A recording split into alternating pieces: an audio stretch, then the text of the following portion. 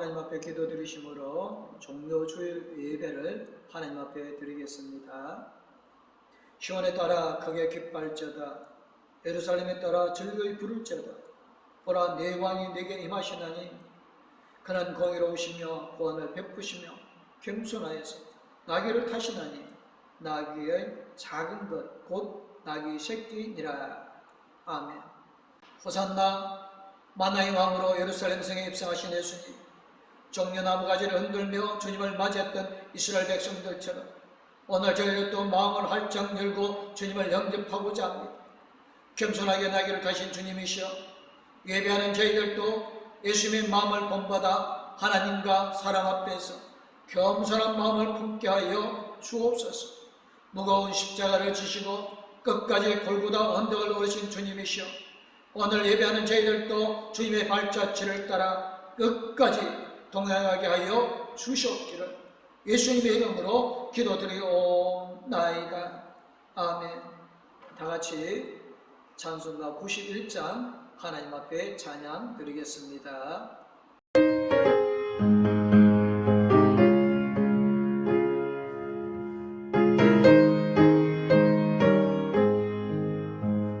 슬픈 마음 있는 사람 예수 이름 믿으면 영원토록 변함없는 기쁜 마음 얻으리. 예수의 이름은 세상의 소망이요, 예수의 이름은 천국의 기쁨일세. 거룩하신 주의 이름 너의 방패 삼으라. 환난 시험 당할 때에 주께 기도드려라. 예수의 이름은 세상의 소망이요, 예수의 이름은 천국의 기쁨일세. 존귀하신 주의 이름 우리 기쁨 되도다. 주의 품에 안길 때에 기뻐 찬송 부르리.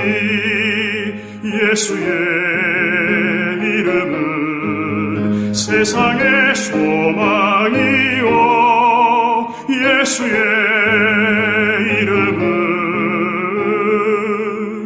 천국의 기쁨일세.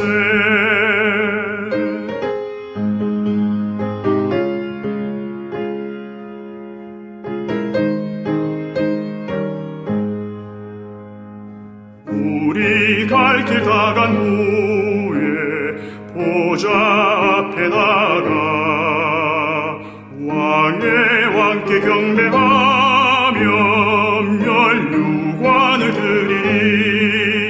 예수의 이름은 세상의 소망이요, 예수의 이름은 천국의 기쁨일세. 사도신경으로 신앙 고백하시겠습니다.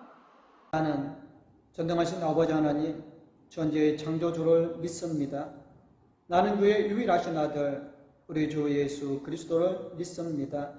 그는 성령으로 잉태되어 동정녀 마리아에게서 나시고 본디오 빌라도에게 고난을 받아 십자가에 못 박혀 죽으시고 장사된 지 사흘 만에 죽은 자 가운데서 다시 살아나셨으며 하늘에 오르시어 전능하신 아버지 하나님 우편에 앉아 계시다가 거기로부터 살아있는 자와 죽은 자를 심판하러 오십니다.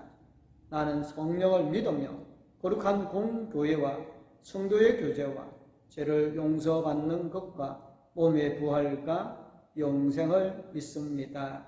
아멘. 오늘 우리에게 주시는 말씀은 이사야 50장 4절에서 9절 말씀입니다. 주 여호와께서 학자들의 해를 내게 주사 나로 공고한 자를 말로 어떻게 도와줄 줄을 알게 하시고 아침마다 깨우치시되 나의 길을 깨우치사 학자들 같이 알아듣게 하시도다. 주 여호와께서 나의 길을 여셨으므로 내가 거역하지도 아니하며 뒤로 물러가지도 아니하며 나를 때리는 자들에게 내 등을 맡기며 나의 숨을 뿜는 자들에게 나의 뺨을 맡기며 모욕과 침뱉음을 당하여도 내 얼굴을 가리지 아니하였느니라. 주 여호와께서 나를 도우심으로 내가 부끄러워하지 아니하고 내 얼굴을 부싯돌같이 굳게 하였으므로 내가 수치를 당하지 아니할 줄 아노라. 나를 어렵다 하시는 이가 가까이 계시니 나와 다툴 자가 누구냐? 나와 함께 설지어다. 나의 대적이 누구냐? 내게 가까이 나아올지어다. 보라, 주 여호와께서 나를 도우시리니 나를 정죄할 자가 누구냐? 보라, 그들은 다 옷과 같이 헤어지며 점이 그들을 먹으리라. 아멘. 찬송가 151장 하나님 앞에 찬양 드리겠습니다.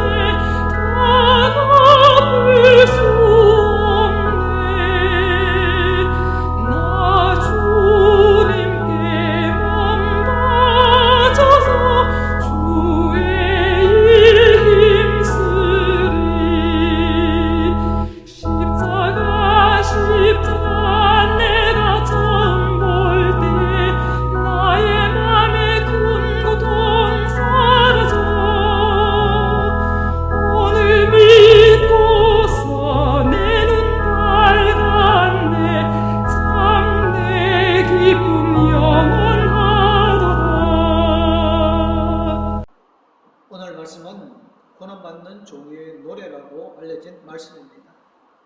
고난받는 종이 누구를 가리키는지에 대해서는 여러 의견들이 있지만 우리는 예수 그리스도가 바로 고난의 종이라고 생각을 합니다. 예수님도 자신을 그렇게 생각하셨다는 것을 복음서에서도 발견할 수가 있습니다.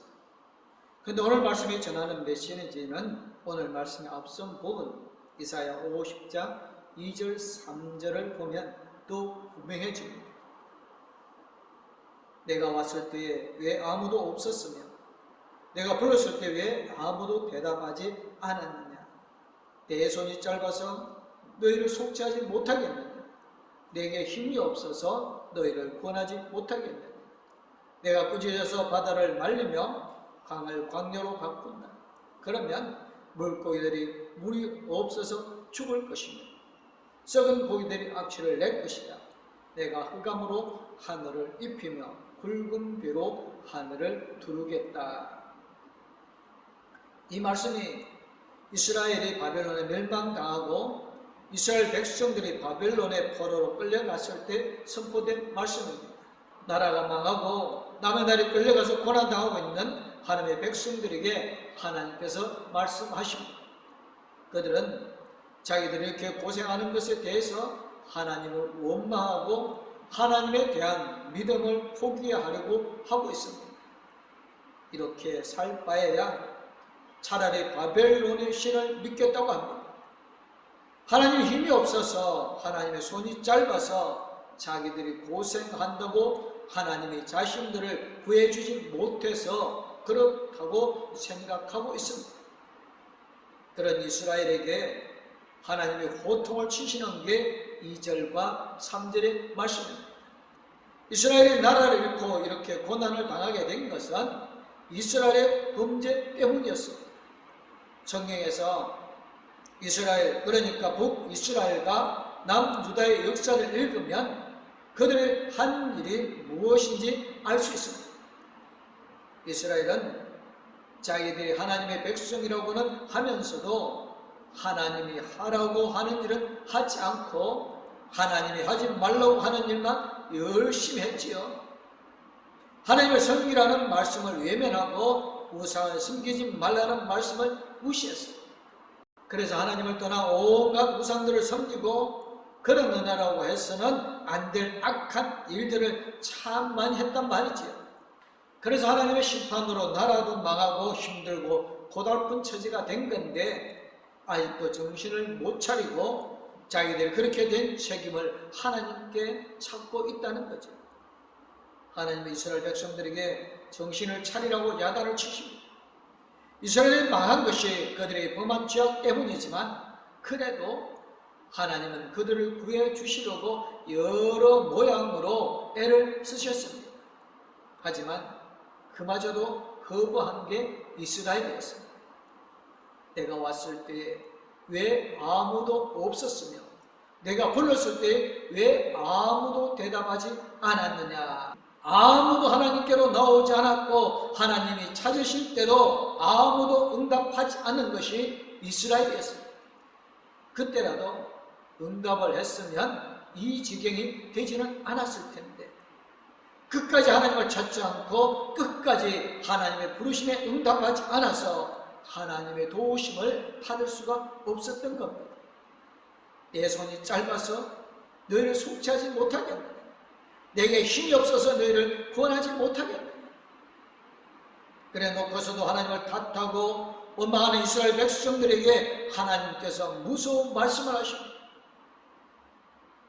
내가 꾸짖어서 바다를 말리며 강을 강야로 바꾼다. 그러면 물고기들이 물이 없어서 죽을 것이며 썩은 고기들이 악취를 낼 것이다. 내가 흑암으로 하늘을 입히며 굵은 배로 하늘을 두르겠다. 하나님이 이스라엘의 한대로 갚아주시면 그렇게 될 겁니다.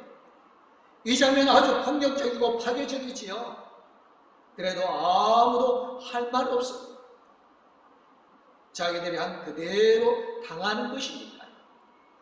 그런데 이런 하나님의 말씀에 이어서 4절의 말씀이 계속되어집니다.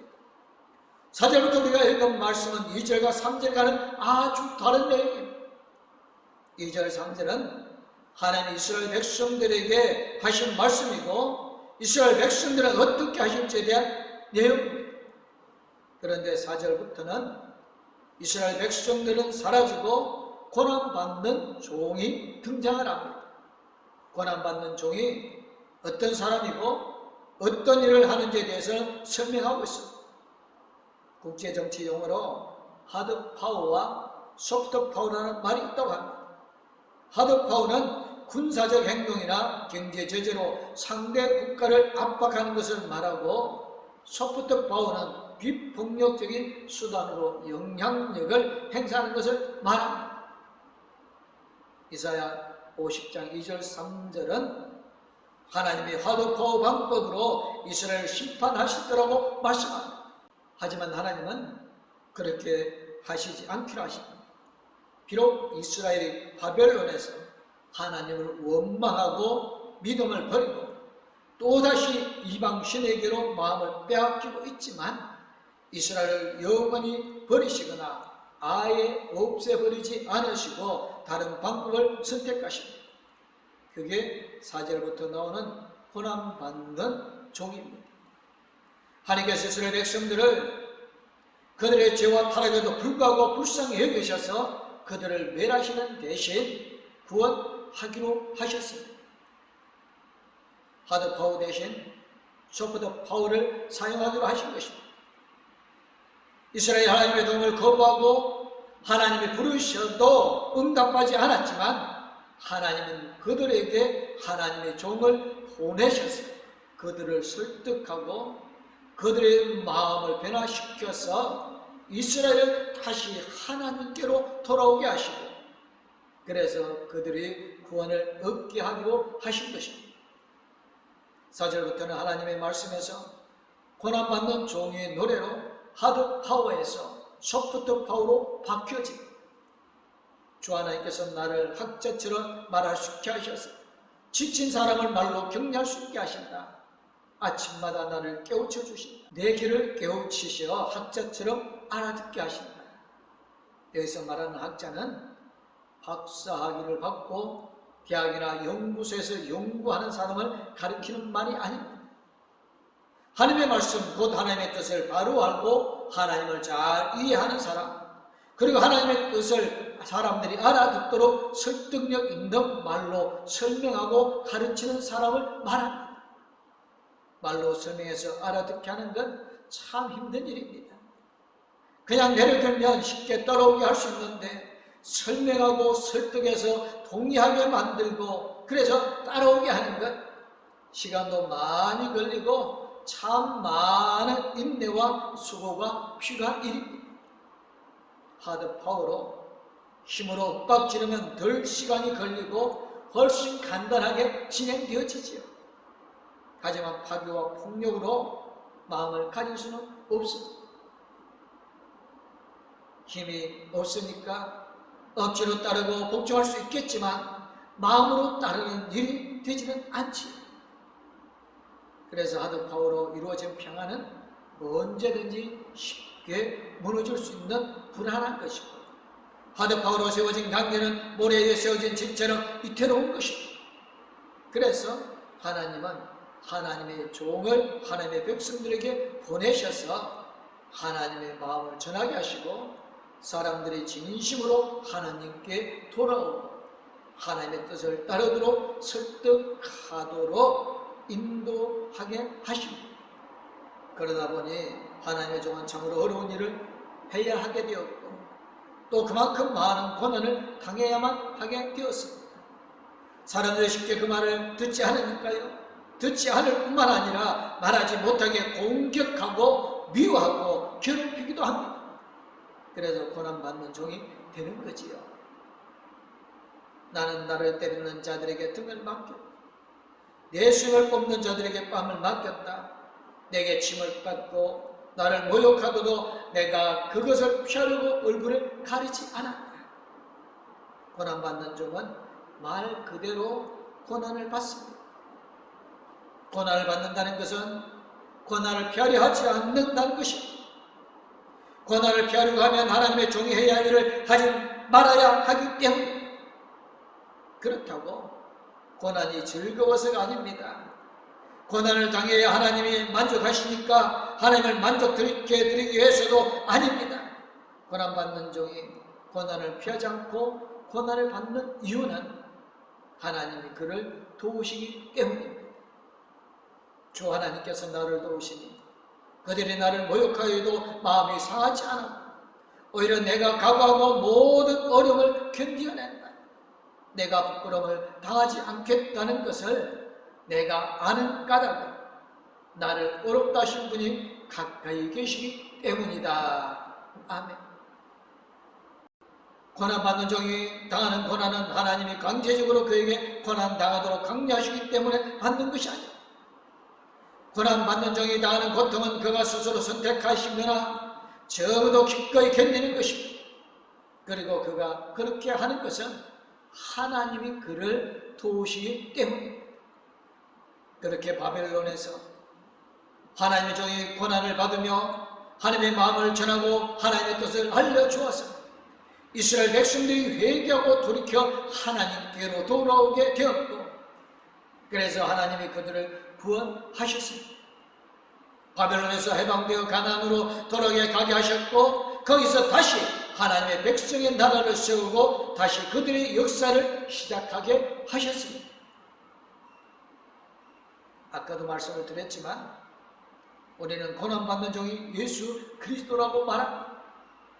구약의 고난받는 종의 노래는 예수 그리스도를 노래하는 것이고, 구약시대의 고난받는 종은 앞으로 오실 예수님을 미리 보여주는 역할을 하는 것입니다. 예수님이야말로 고난받는 하나님의 종으로 세상을 사셨습니다. 하나님께서 세상을 심판하는 하드 파워 대신 세상을 구하는 소프트 파워로 하나님의 아들을 세상에 보내셨고, 하나님의 아들이신 예수 그리스도께서는 하나님의 뜻을 사람들에게 알렸어요. 사람들로 하여금 그 사람 앞에 굴복하여 하나님께로 돌아오게 하는 일을 하셨어요. 예수님은 세상의 복음을 선포하셔서 사람들이 하나님을 사랑을 알게 하셨습니다. 학자처럼 사람들이 알아듣도록 말씀해 주셨지요. 학자처럼 유식하고 고상하고 세련되게 말씀하신 것이 아니라 사람들 마음속 깊은 곳에 숨겨져 있는 하나님에 대한 갈망을 드러나게 하셨습니다. 하나님을 떠나서 어쩔 수 없이 겪고 했던 불안과 두려움, 하나님으로 멀어지는 것으로 인한 사랑의 결핍과 그로 인한 삶이 황폐해지고 채워도 채워지지 않는 허전함을 우리 스스로 깨닫게 하셨습니다. 그래서 우리가 다시 하나님을 바라게 하시고 하나님께로 돌아오게 하신 것이 하나님의 종인 예수님이 하신 일이었습니다. 하지만 사람들이 그걸 좋아하지 않았습니다. 유대 종교의 지도자들도 로마의 통치자들도 예수님의 위협 인물로 보았습니다. 그래서 예수님을 핍박하고 예수님을 박해하였습니다. 그때에 빌라도는 예수를 데려다 채찍으로 쳤다. 병정들은 가시나무 왕관을 엮어서 예수의 머리에 씌우고 자색옷을 입힌 뒤에 예수 앞으로 나와서 유대인의 왕 만세 하고 소리치고 손바닥으로 얼굴을 때렸다고 요한복음 19장 1절 3절에서 말씀하고 있습니다. 이사야가 바로 말한 그 모습이었습니다. 나를 때리는 자들에게 등을 맡겼고 내 수염을 뽑는 자들에게 뺨을 맡겼다. 내게 침을 뱉고 나를 모욕하여도 내가 그것을 피하려고 얼굴을 가리지도 않았다. 예수님은 그런 고난을 피하려고 하지 않으셨습니다. 고난이 즐거워서가 아니었습니다. 예수님에게도 그건 고통이고 두려움이었습니다. 그래서 겟세마네에서 그 잔을 지나가게 해달라고 기도하셨습니다. 하지만 예수님은 그 고난을 피하지 않으셨습니다. 하나님이 그를 도우시는 것을 알고 있었고 하나님이 가까이 계신 것을 알고 있었기 때문이었습니다. 그래서 예수님이 기꺼이 십자가를 지시고 십자가에서 돌아가셨습니다. 그 모든 수치와 모욕을 고스란히 당하신 것은, 그러면서 마음이 상하지 않으신 것은 하나님이 그를 도우시기 때문이었습니다. 하나님이 가까이 계셨기 때문이었습니다. 하나님이 가까이 계신다는 것은 하나님은 얼만큼 가까이 계신다는 뜻일까요? 예수님이 십자가에 달리셨을 때 멀찌감치 도망친 제자들과는 달리 십자가에 가까운 곳에서 구경하고 계신다는 것일까요? 하나님이 가까이 계신다고 할 때 그 가까이가 어느 정도일까요? 다니엘의 세 친구들이 바벨론의 황제에 느부갓네살 명령을 어기고 신상하게 절하기를 거부하는 바람에 불타는 웅덩이에 던져지게 되어졌습니다. 그들을 아끼던 느부갓네살은 지금이라도 그들의 고집을 꺾고 신상에게 절하면 살려주겠다고 했지만 다니엘의 세 친구들은 전혀 그런 생각이 없었지요. 왜냐하면 하나님이 그들을 지켜주실 것이라고 믿었기 때문입니다. 혹시 하나님이 자기들을 지켜주지 않더라도 그럼에도 불구하고 그들은 하나님의 믿는 믿음을 포기하지 않고 따라서 신상에게 절하지 않겠다고 합니다. 그리고 불구덩이에 던져지지요. 하나님은 하나님을 그렇게 신실하게 믿는 하나님의 백성들과 가까이 계셨습니다. 남의 나라에 포로로 끌려와 있었지만 하나님의 백성들과 가까이 계셨습니다. 그 가까이란 다니엘의 세 친구들이 던져진 불구덩이에 그들과 함께 계시는 것이었습니다. 그들의 불구덩이에 던져지니까 하나님의 그걸 보고만 계시지 않고 직접 불구덩이에 뛰어들어가서 그들과 가장 가까이, 누구보다도 가까이 계셨습니다. 그래서 그들을 지켜주셨고 다니엘의 세 친구들은 불에 타기는커녕 걸리지도 않았습니다. 하나님이 가까이 계셨기 때문입니다. 하나님이 가까이 계신다는 것은 그런 뜻입니다. 내가 불구덩이에 빠지면 하나님이 거기에 뛰어들어와 내 옆에 계신다는 것입니다. 그래서 고난받는 종은 그 모든 고난에도 불구하고 기꺼이 하나님의 마음을 사람들에게 알려주고 사람들을 하나님께로 돌아오게 하는 힘들고 어려운 일을 감당하는 것이었습니다. 예수님이 그렇게 하신 겁니다. 그래서 십자가에 달려 돌아가셨지만 그러나 복음이 온 세계에 퍼졌고 그래서 우리도 하나님의 백성, 하나님의 자녀가 된 것입니다. 고난받는 종이 예수 그리스도라는 것을 성경이 우리에게 알려줍니다. 그런데 예수님은 고난받는 종이 아닙니다. 하나님의 종이 예수님에게서 끝난 것이 아니라는 것입니다. 그리스도 구세주는 예수님 오직 한 분이지만 고난받는 하나님의 종은 그 이후로도 역사에 계속 등장했습니다. 초대교회 성도들은 비롯해서 종교개혁자들 그리고 시대마다 등장하는 하나님의 종들이 사람에게 하나님의 마음과 하나님의 사랑을 전해주고 있습니다. 그들이 등장할 때마다 세상이 바뀌는 역사가 있었습니다. 마틴 루터킹, 넬슨 만델라, 우리나라의 손양원 목사님 같은 고난받는 종들이 있어서 그들의 세상을 변화시키고 사람들을 하나님께로 인도하는 일을 감당했던 것을 기억합시다. 그리고 우리 역시 그 대일의 부름을 받았습니다. 우리 역시 하나님의 말씀을 전하고 사람들을 하나님께로 인도하는 하나님의 종으로 부름을 받았습니다. 하드 파워가 아니라 소프트 파워로 사람들의 마음을 움직여 사람들이 하나님을 알게 하고 하나님을 믿게 하고 하나님께로 돌아오게 하는 사명을 가졌습니다. 망가지고 고통받는 세상에 대한 하나님의 응답이 되어 파괴하는 힘이 아니라 고통당하는 사랑으로 세상을 백기나시키라는 부름을 받았습니다. 그 부름에 대해 우리는 우리의 믿음에 응답해야 억지로 하는 것이 아니라 거기를 우리가 선택하여 기꺼이 견뎌야 우리가 믿음으로 살고 주님의 일을 할 때 편하고 안전한 길을 고집하지 않고 오히려 고난의 길을 선택하고 고난을 기꺼이 견딜 수 있는 것은 우리의 고난이 하나님의 구원에 바깥에 있지 않기 때문에 그렇습니다. 고난을 당하는 것이 하나님 우리를 버리셨다는 뜻이 아니라 우리가 하나님의 종으로 사명을 감당하고 있다는 것을 증명하는 것입니다. 우리의 고난을 위하여 우리가 옳다고 인정받는 것입니다.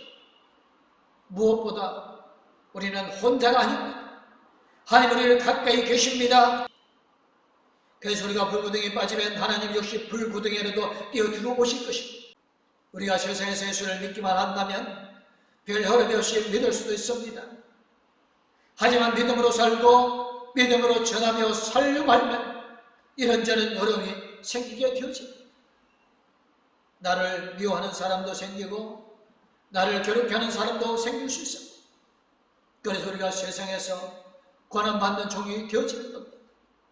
하나님 우리를 도우시고 우리 가까이 계시면서 우리를 세상에서 그리스도인으로 하나님의 자녀로 살게 하십니다. 하나님이 나를 도우시니 우리가 세상에서 능력이 될 것입니다. 우리가 세상에서 하나님의 영광이 되어질 것입니다. 공동교 성도 여러분, 어렵고 힘이 듭니까? 고난 중에 환난 중에 있습니까? 그러나 잊지 마시기 바랍니다. 하나님이 나와 가까이 계시고 나를 도와주신다는 사실, 그 사실을 영원토록 잊지 않는 우리 공동교회 성도님들 되어주시기를 주님의 이름으로 축원합니다. 아멘. 기도하겠습니다. 은혜와 사랑의 주님, 우리를 위해 고난당하신 하나님의 아들 예수님의 고난을 기억하는 고난주일입니다. 주님의 고난을 당연한 것으로 생각하지 말게 하여 주시고 그 고난을 인하여 우리의 죄가 용서받았다는 사실을 잊지 말게 하여 주옵소서. 주님, 우리 시대에도 고난받는 하나님의 종이 필요하다는 것을 저희가 알면서도 나는 아니라고, 내가 할 일은 아니라고 피하려고만 합니다. 주님, 우리가 주님의 고난을 기억하면서 이제 우리 시대에 고난받는 종으로 살아가게 하여 주옵소서. 하나님의 마음을 사람들에게 알려주는 전도자가 되게 하여 주옵소서. 주님을 위해 받는 고난을 감사하게 하시고 고난의 순간에 나를 도우시고 가까운 곳에 계시는 하나님을 신뢰하고 의지하게 하여 주옵소서. 그래 온 세상이 주님께로 돌아가게 하는 일에 저희를 헌신하게 하여 주실 줄 믿사옵고 예수님의 이름으로 기도드리옵나이다. 아멘. 이제는 우리를 죄에서 건져 고난하시게 하여 이 땅에 오셔 우리를 대신하여 십자가에 고난받으심으로 우리를 죄에서 건져 고난하여 주신 우리 주 예수 그리스도는 우리와 항상 함께 있으며 우리의 힘과 능력이 되어주시며 우리를 도와주시는 하나님 아버지의 그 큰 사랑, 영원토록 우리의 나아갈 길을 인도해 주시고 동행하여 주신 성령님의 감화 감동 위로 교통 충만하신 하나님과 가까이 있기를 원하는 공동교회의 모든 성도님들과 가족들 위해 이제부터 영원토록 함께하옵기를 간절히 축원하옵나이다. 아멘.